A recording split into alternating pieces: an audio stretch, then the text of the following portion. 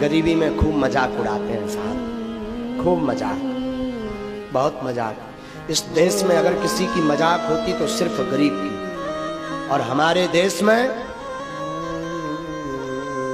अगर कोई नियम का पालन करना होता है तो सिर्फ गरीब को। अमीर कभी कोई नियम का पालन नहीं करता श्रीमान, केवल गरीब करता है। मास्क भी लगाता है तो सिर्फ गरीब लगाता है। चालान की बाजी आती है तो गरीब का चालान होता, कभी बड़े आदमी का कोई चालान नहीं हुआ।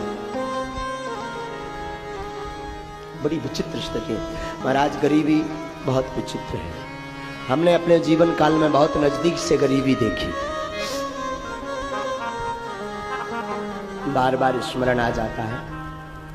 कहना नहीं चाहिए, अच्छा नहीं लगता, पर साहब सत्य तो आखिर सत्य होता है। हम अपने जिस गांव में रहते थे साहब, जहां हमारा गांव है मध्य प्रदेश में छतरपुर के पास में, उस गांव के हम ब्राह्मण हैं। गांव के ब्राह्मण थे, परिवार में हम घर में अपने सबसे बड़े थे, भाइयों में, बहन में, भाई में और बहन में। महाराज पिताजी कुछ करते नहीं थे, तो हमने अपने घर में रहकर, जहां हम रहते थे, 8 वर्ष तक भीख मांगी।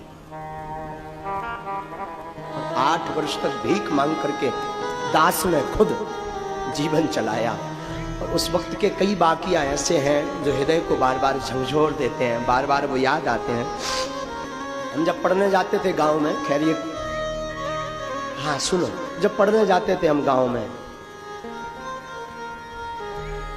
तो हमारी आदत थी बचपन से ही महाराज तिलक लगाने की। बचपन से तिलक लगाता था। तो सरकारी स्कूल में पढ़ते थे, क्योंकि पैसा तो था नहीं, भीख मांग करके भोजन करते थे। माता पिताजी भी थे, भीख मांग करके अपना परिवार चला। स्कूल में पढ़ने जाते थे, हमें बार बार स्मरण है, स्कूल में जब हम पढ़ने जाते थे तो छोटे छोटे जो हमारे मित्र थे, बच्चे,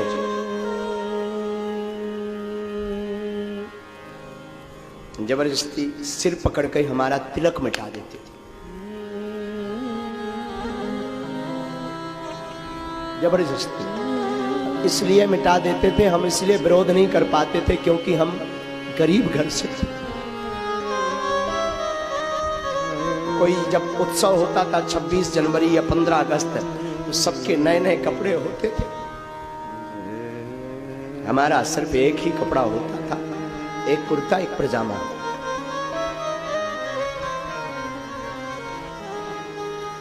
बचपन था हमारा, हमें वृंदावन पढ़ने जाना था, भागवत। उस वक्त 2000 रुपए किराया नहीं था।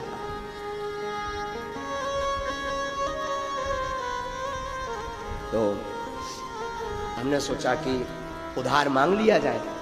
तो जो गांव के लोग थे, हमने उन सबको उधार मांगा, हमें वृंदावन जाना है, 2000 रुपए उधार चाहिए।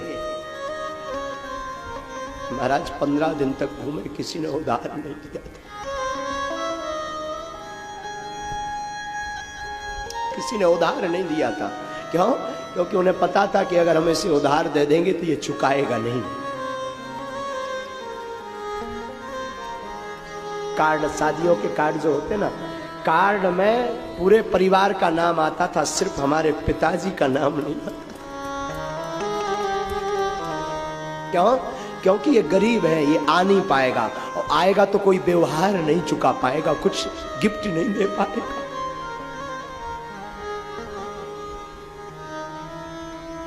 महाराज फिर हम अंततो गत्वा वृंदावन जा ही नहीं पाए। लेकिन उस समय में भी हमने हनुमान जी के चरणों को नहीं छोड़ा। हमारी माँ हमेशा हमसे बोलती थी, बेटा तुम घर से बाहर जब भी निकलना, मुस्कुराते हुए निकलना, कोई ये ना समझे कि हम गरीब हैं या भूखे हैं। मुस्कुराते हुए निकलना। साहब ये दास अगर बैठा है तो अपनी माँ के कारण बैठा है। मेरी माँ ने मुझे जीवन में बहुत कुछ सिखाया। मेरी माँ बोलती थी, बेटा जब भी घर से बाहर निकलना मुस्कुराते हुए निकलना, कोई ये ना समझ पाए गरीब है और भगवान तुम्हारा कोई नहीं, सिर्फ भगवान है। और साहब ये बात माँ ने बार बार हमारी बुद्धि में रखी। उसका परिणाम है कि एक दिन हनुमान जी ने भी हमारा हाथ पकड़ लिया। वो दिन है कि आज का दिन है साहब। और मैं अपनी आप बीती बताता हूं, 4-4, 5-5 दिन तक पार्ले जी, उस जमाने में 1 रुपए का आता था, छोटा पैकेट पार्ले जी, 1-1 रुपए का पार्ले जी खा खा करके पेट भरा हमने। 1-1 रुपए का। उस वक्त कोई उधार नहीं देता। भिक्षा में, ब्राह्मण का काम भिक्षा मांगना है साहब, बुराई नहीं थी। ब्राह्मण का तो काम है भिक्षा मांगना। हम अपना कर्तव्य करते थे, कर्म करते थे। लेकिन मैं लोगों की मानसिकता बता रहा हूं। उस जमाने में जब भिक्षा मांगने जाता था तब लोग ताने देते थे, फिर आ गए साहब। लेकिन मैं प्रार्थना करूं, जिसका कोई नहीं होता उसका परमात्मा होता है।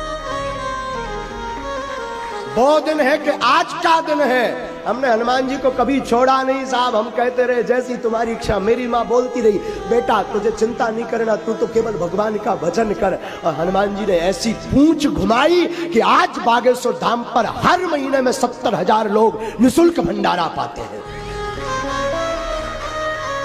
उसी वक्त हमारे दिल में बैठ गया था कि अगर हनुमान जी ने हम पर कृपा की और शायद 2 रुपए भी मेरी जेब में आए तो मैं गरीबों को भोजन करवाऊंगा।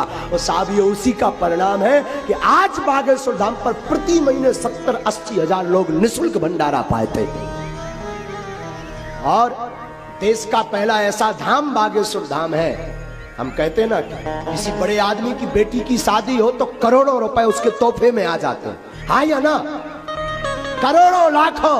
और किसी गरीब के घर पर शादी हो तो हम आप ही मात्र 100 रुपए का लिफाफा लेके जाते हैं। हमने विचार किया क्या करना चाहिए, इसलिए बागेश्वर धाम पर हमने संकल्प लिया गुरु कृपा से कि धाम पर जो भी चढ़ोतरी आएगी उससे गरीब कन्याओं का विवाह करेंगे। मैं प्रार्थना करना चाहता हूं नागपुर महाराष्ट्र के आप सबसे, आप एक घड़ी बड़े आदमी का इनविटेशन छोड़ देना, बड़े आदमी के घर पर जाना छोड़ देना, पर एक बात गांठ बांध ले, गरीब गरीबी के कारण अगर आपको कार्ड भी ना दे पाए तो बिना बुलाए जाना और उसके घर पर कुछ देकर जरूर आना। इतना जरूर कर। तुम्हें सौगंध है अपने ईमान की, सौगंध है तुम्हें अपने ईमान की, क्योंकि साहब इनका तो सिर्फ परमात्मा होता है। और मैं व्यासपीठ से बोलूं तो बुरा नहीं होगा, जिसका कोई ना हो आ जाना हमारी गली में। बागेश्वर धाम खुला था, खुला है, खुला रहेगा। टाइम न्यूज़ देखिए अब आपके मोबाइल और स्मार्ट टीवी पर। लाइव प्ले स्टोर से डाउनलोड करें।